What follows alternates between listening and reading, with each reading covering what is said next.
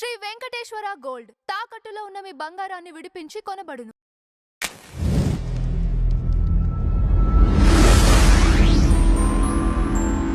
నమస్కారం స్వామి. నమస్కారం స్వామి. పిన్నెల్లి సోదరులకి సుప్రీంకోర్టులో చేదు అనుభవం ఎదురైంది. సో వీళ్ళు ఇప్పుడు ఖచ్చితంగా సరెండర్ అవ్వాల్సిందేగా, ఇంకా వేరే ఏ ఆప్షన్ లేదుగా వీళ్ళకి. లేదు, మీకు మే 13వ తారీఖు 2024 సంవత్సరం ఎన్నికలు జరిగినాయి. ఆ ఎన్నికలు జరిగిన రోజున పిన్నెల్లి రామకృష్ణారెడ్డి తానే స్వయంగా పోలింగ్ బూత్లోకి వెళ్ళి ఈవీఎం బద్దలు కొట్టి దాన్ని అడ్డుకోపోయిన టీడీపీ ఏజెంట్ నంబూరు శేషగిరిరావు అతన్ని పోలింగ్ ప్రక్రియ ముగిసి బయటికి రాగానే ఈ వెంకటరామరెడ్డి ఆధ్వర్యంలో, పిన్నెల్లి రామకృష్ణారెడ్డి సోదరుడు వెంకటరామరెడ్డి ఆధ్వర్యంలో అతని మీద దాడి చేసి అతన్ని గాయపరిచి అంటే ఈ పోలింగ్ జరుగుతున్న క్రమంలోనే పిన్నెల్లి గ్రామంలో మాణిక్యరావు అని చెప్పని టీడీపీ ఏజెంట్ కూర్చున్నాడు.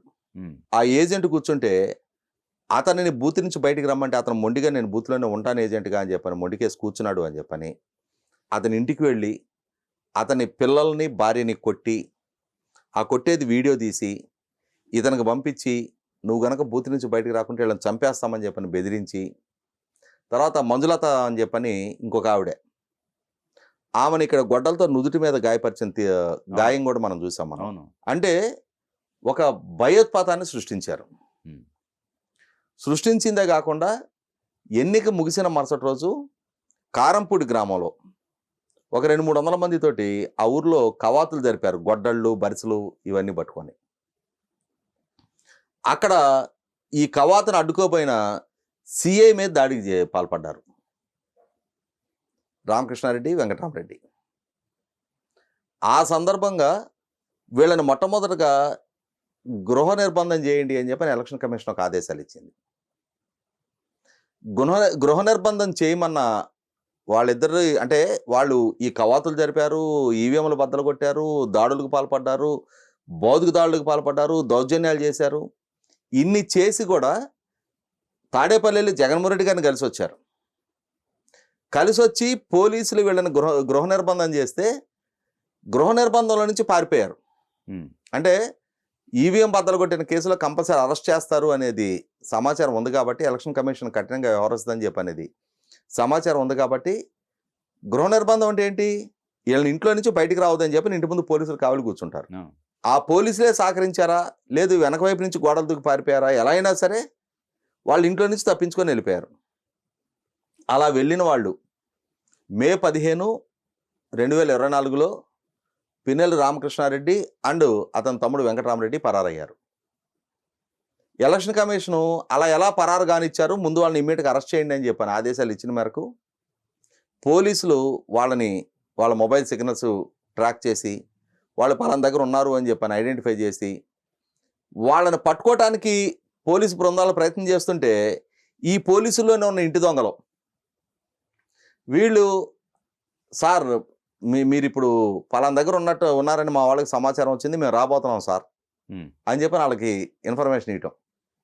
ఎందుకంటే 5 ఏళ్ళు 4 సార్లుగా అతనే ఎమ్మెల్యేగా ఉన్నాడు అక్కడ. అతని దగ్గర బాగా మేపడానికి అతను సిద్ధంగా ఉన్నాడు, మేయటానికి వీళ్ళు అలవాటు పడిపోయినారు. ఆ విశ్వాసాన్ని చూపిస్తూ ఉన్నారనమాట. ఆ విశ్వాసాన్ని చూపించి వీళ్ళ వేర్ అబౌట్స్ అంటే పోలీసులు ప్రస్తుతం పలానా దగ్గర ఉన్నారు, ఇంకొక 10 నిమిషాల్లో మీ దగ్గరకు రాబోతున్నారు అని సమాచారం కానీ వాళ్ళు అక్కడి నుంచి తప్పుకోవటం.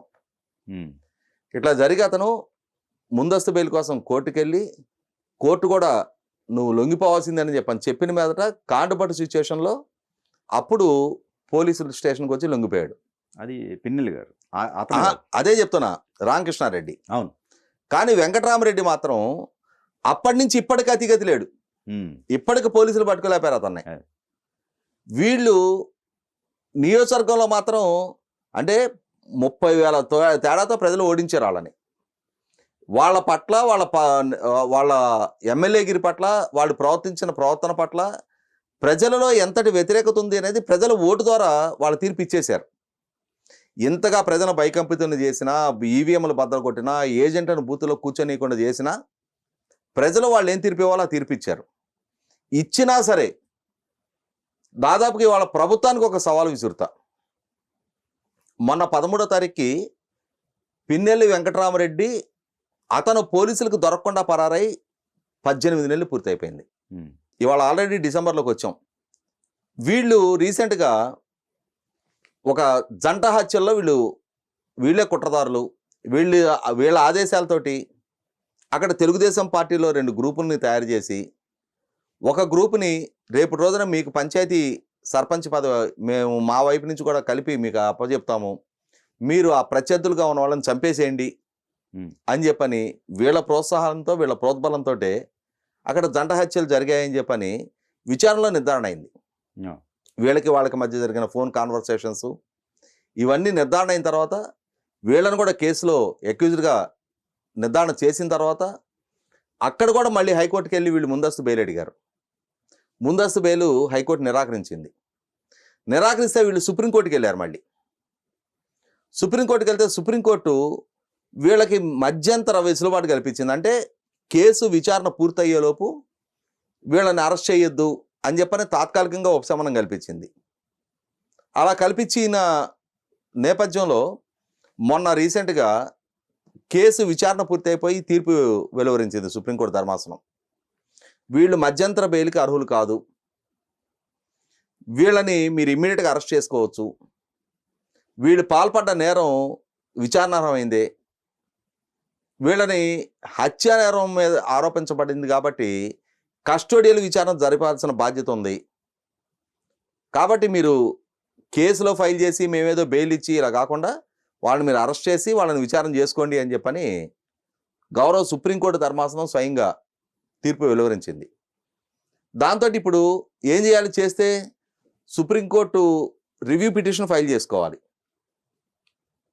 కానీ గౌరవ సుప్రీంకోర్టు ధర్మాసనం ఒక హత్య కేసు అక్యూజ్డ్ విషయంలో ఈ ముందస్తు బెయిలు ఇవ్వను అని నిరాకరించిన తర్వాత అదర్ దాన్ సరెండర్ అవటం ఇంకా వాళ్ళకి వేరే ఆప్షన్ లేదు. దాంతో వాళ్ళు సరెండర్ కావడానికి 2 వారాలు గడువు అడిగారు. అంటే మరి లెక్కడొక్కలు ఇళ్లలో ఏమైనా సర్ది చెప్పుకోవాల్సిన వ్యవహారాలు, పలానా దగ్గర పలానా పాత్రలో ఇన్ని డబ్బులు పెట్టాం, పలానా వాడి దగ్గర ఈ ఆస్తులు ఉన్నాయి, ఈ వివరాలన్నీ మరి ఇంట్లో వాళ్ళకి చెప్పాలేమో, లేదు ఈ లెక్కడొక్క వ్యవహారాలు ఈ బాధ్యతలో బాధరబందీలన్నీ వేరే వాళ్ళకి బదలాయింపు చేసుకొని మా ఆబ్జెన్స్లో కూడా ఈ కార్యకలాపాలు ఏది లోటు లేకుండా జరుగుతుండాలి అని చెప్పని సరైన బాధ్యులకి వీళ్ళ వ్యాపార లావాదేవీలు వీటి గురించి ఈ లెక్కడొక్క అప్పచెప్పాల్సిన బాధ్యత ఉందేమో మరి 2 వారాలు గడువు అడిగారు. వాస్తవంగా హత్య జరిగింది ఎప్పుడో జరిగిపోయింది. ఆ హత్య కేసులో మిగిలిన అక్యూజ్డ్ అందరూ ఎప్పుడో అరెస్ట్ అయ్యారు. వీళ్ళకి అధికారం, హోదా, డబ్బు, పరపతి వీటినన్నిటినీ అనుభవించి చూస్తూ ఉన్నారు కాబట్టి వీళ్ళకున్న రిసోర్సెస్ తోటి పెద్ద పెద్ద లాయర్లను పెట్టుకొని సుప్రీంకోర్టులో ఇప్పటి వరకు అరెస్ట్ కాకుండా కాపాడుకోగలిగారు వాళ్ళని. వాళ్ళ మీద మోపబడింది చిన్న చితకా నేరం కాదు, ఒక హత్య కేసు, అంటే 2 చంపిన కేసు. అటువంటి కేసులో ఇంకా 2 వారాలు వాళ్ళకి గడువీయటమే ఎక్కువ.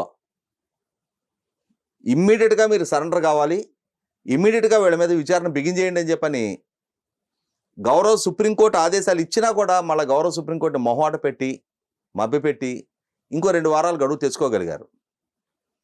ఈ 2 వారాలు ఆల్రెడీ ఇప్పటికి 1 వారం గడిచిపోయింది దాదాపుగా. అంటే ఈ తీర్పు వెలువడి 3-4 రోజులు అయిపోయింది. చూస్తా 2 వారాల కాలం ఎన్నాళ్ళు పట్టదు.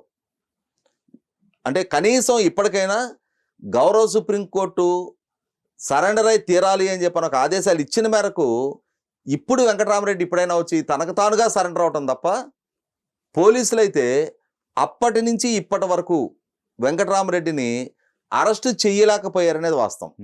ఇది పోలీసు వ్యవస్థ ఇంటెగ్రిటీకి సవాల్. ఎవరో ఒక దొంగ, సంఘ వ్యతిరేక చర్యలకు పాల్పడే ఒక మాఫియా డాన్లు, అండర్ వరల్డ్ డాన్లు, ఇటువంటి వాళ్ళు సంవత్సరాల తరబడి విచారణ సంస్థలకి వాళ్ళు ఎక్కడ ఉంటున్నది ఏంటి అనేది ఆరా తెలియకుండా కాపాడుకోగలుగుతూ ఉన్నారు అంటే మనం కూడా అర్థం చేసుకుందాం. ఎందుకంటే వాళ్ళు సీజన్డ్ క్రిమినల్స్ కాబట్టి.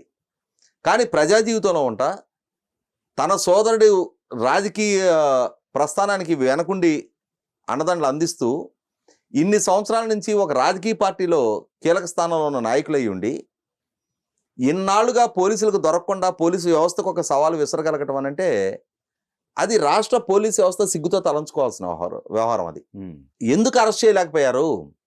ఇవాళ పిన్నెల్లి వెంకటరామరెడ్డి లాంటి ఒక ప్రజా జీవితంలో ఉన్న వ్యక్తిని ఇవాళ పెరుగున్న సాంకేతికత, అతను ఎవరెవరితో కాంటాక్ట్లో ఉన్నాడు, ఎవరెవరికి ఫోన్లు చేస్తున్నాడు, ఈ వివరాలు ట్రాక్ చేయలేరా? ఇంకా మీ ఇంటెలిజెన్స్ వ్యవస్థ ఎందుకు? అతనుగా సరెండర్ అయితే ఏదో ఒక రోజు సరెండర్ అయ్యాళ్ళే అని చెప్పని మీరు ఊపిరి పీల్చుకుంటారా? సరెండర్ కాకుండా మీకు సవాలు విసురుతూ ఉన్నప్పుడు ఏ కలుగులో లాక్కున్నా జుట్టు పట్టుకొని మీరు లాక్కు రాగలుగున్నట్టయితే, ఎలా అయితే విచారణకు సహకరించమని చెప్పని గోవిందప్ప బాలాజీకి నోటీసులు ఇస్తే అతను పరారైతే బెంగళూరు దగ్గర ఒక ఫారెస్టు రిసార్ట్లో ఉన్న పట్టుకురాగలిగారు కదా. అటువంటప్పుడు ఈ వెంకటరామరెడ్డి విషయంలో మాత్రం ఇంతటి ఉదాసీనత ఎందుకు ప్రదర్శించారు? అంటే డిపార్ట్మెంట్లో ఇప్పటికీ వాళ్ళతో కొల్లీడయ్యి వాళ్ళకి సమాచారం ఇస్తూ వాళ్ళని కాపాడుతున్న ఎంతో కొంత స్థాయి అధికారులు ఉన్నారనేది అర్థమవుతుంది కదా. ఇది ఆక్షేపణీయం.